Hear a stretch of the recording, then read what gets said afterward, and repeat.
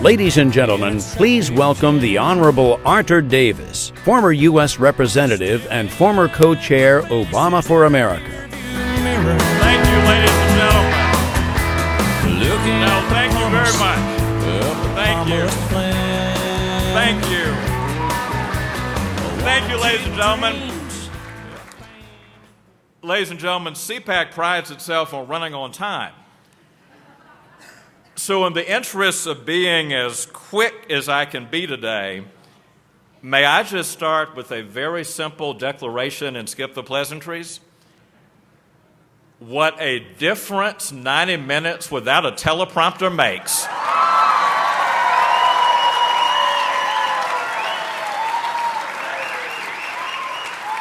And no teleprompter, just two men and their thoughts. Like the kid in the E-Tray app ad. So, ladies and gentlemen, I know we're in a room full of motivated conservatives. But if you just happen to be in the camp that until last night was crying in your beer about how this campaign was going, if you just happen to be in the camp that was wailing about how, oh, if he only said this, if he only said that, ladies and gentlemen, in 3 months, we're going to be putting a government together. So get off your blogs, get away from your computers, get out of your beer and stop crying in it. Are you all in? Now, the second declaration is this: conservatism has nothing to apologize for or to be defensive about.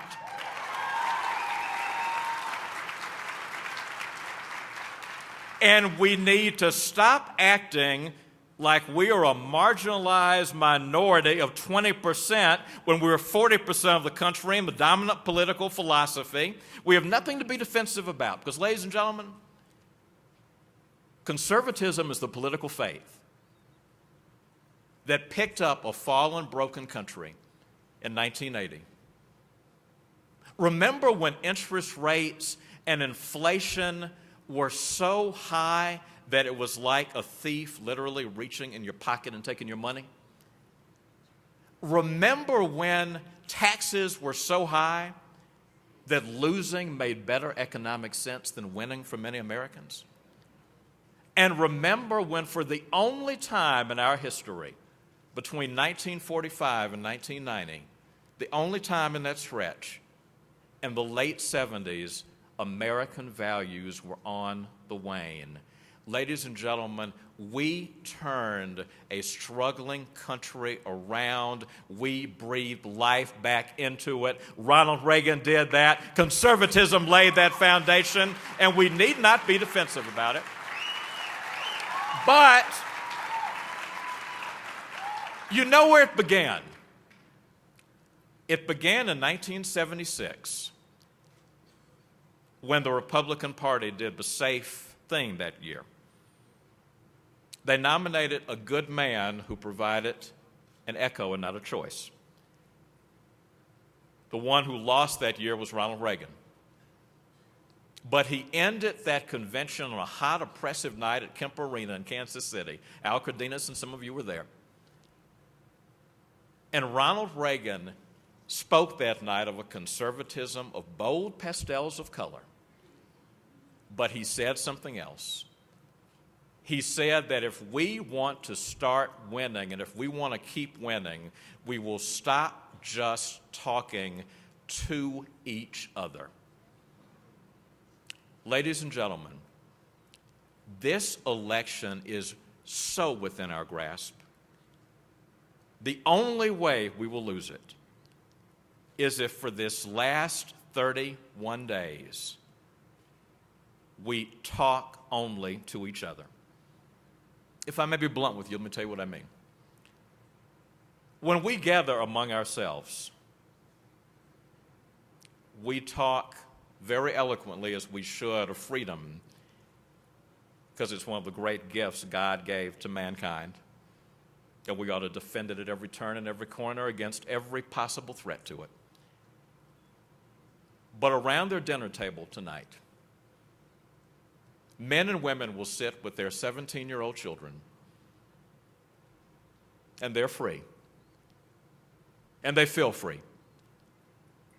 But those 17-year-old children are going to look them in the eyes around some of those dinner tables, and they're going to ask the question a 17-year-old in his senior year asks, do we have the money to send me to college? Some of the free men and women around those tables know they can't say yes and can't bring themselves to say no. Ladies and gentlemen, the families who sit around those tables tonight share our values. They share our faith. They need to know that when we speak our cause, we speak for them.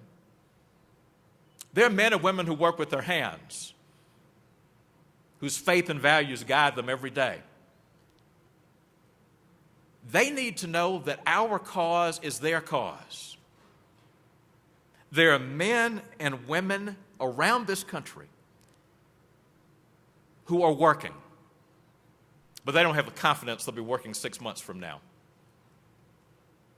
They are powerless, and they're angry,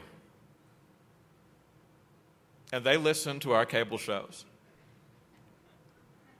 They listen to our radio shows, and they know that we're angry too sometimes. Ladies and gentlemen, those men and women who were angry need to know that our anger is about their powerlessness and not our powerlessness. And ladies and gentlemen, there are men and women of color, black and brown and yellow. They have our faith, our values. They yearn for their children. They feel free. But they need to know when we say we mean them too.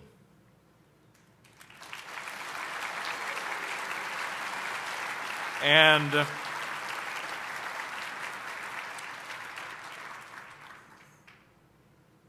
yes, freedom. But if you walk inside the Heritage Foundation, which has done so much work for our cause, and you see their motto on the wall, this is their mission statement: freedom, opportunity, prosperity, and a civil society. Ronald Reagan rebuilt this country and reunified this country because he figured out a way to make conservatism an all-purpose enterprise that could touch every American in every place. And I happen to believe, ladies and gentlemen, our conservative cause is not some bargain basement discount thing that only fits a few. Our conservative cause is one that can speak to people in the hollows and to people who may not live in the hollows but who see the railroad tracks that could take them there. This last note, as I was driving to the convention center last night in Denver, I passed a park loaded with African American men, homeless of all ages. I saw more homeless men in that park yesterday than I saw when I was here as a Democrat, when Democrats came here in 2008. I believe conservatism has a case to make in their lives. I believe that. So may we resolve that when we have power, and we will have it after November 6th, we will not let the left own the market on opportunity and shared prosperity. May we resolve that, as Ronald Reagan said in his farewell address, if in our shining city there must be walls, the walls will have doors for those who have the work ethic to walk through them. And I must say, a party that has Bobby Jindal and Marco Rubio and Mia Love need not take lessons from the left on diversity.